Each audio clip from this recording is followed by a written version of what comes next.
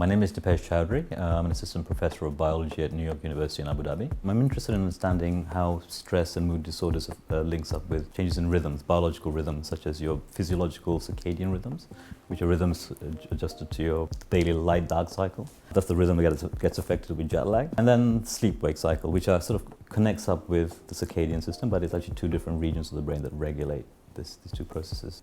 We know anecdotally patients with depression or mood disorders, they have their sleep cycles and their biological rhythm is affected. And also, which is very counterintuitive but very interesting observation, that sleep deprivation can alleviate depression. So we see there's this connection between mood and these rhythms, the sleep-wake cycle. If you can understand how stress and mood disorders affects these rhythms and how sleep deprivation alleviates it, we can then hopefully try to develop targeted therapeutics to sort of alleviate mood disorders. Because the current treatments for mood disorders is not really that effective. Having a daughter, it helped me when I was working on a big paper.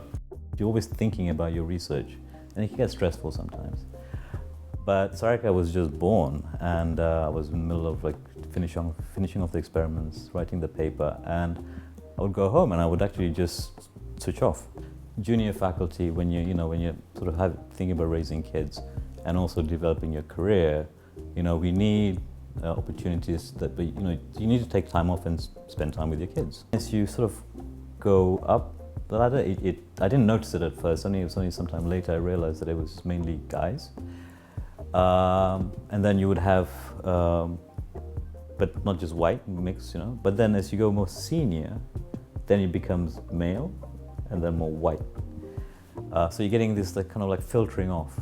I have to be honest, personally, me, I've not had experienced any issues. But I know some other colleagues who have had that, both actually female colleagues and then people from sort of other minority groups. And we need to change. The younger generation, the mindset is more open, but I still feel some of the older profs, they're nice people, majority of them, but they still have this, they grow up, I'm not justifying it, but these needs to be changed. And so apart from us, I think just training, teaching, reaching out to young people, I think maybe we should also reach out to the older people.